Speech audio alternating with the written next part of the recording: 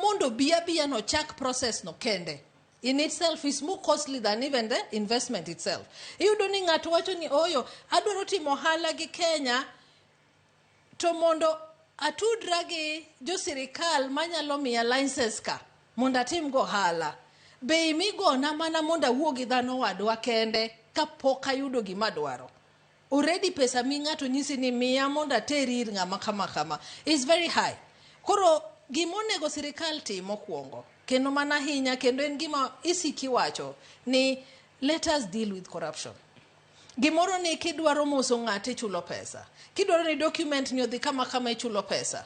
Ang'o ma mono wa streamline the process for the investors. Mondo gibe ging'e ni adiera Kenya sani gin joma ok tolerate corruption.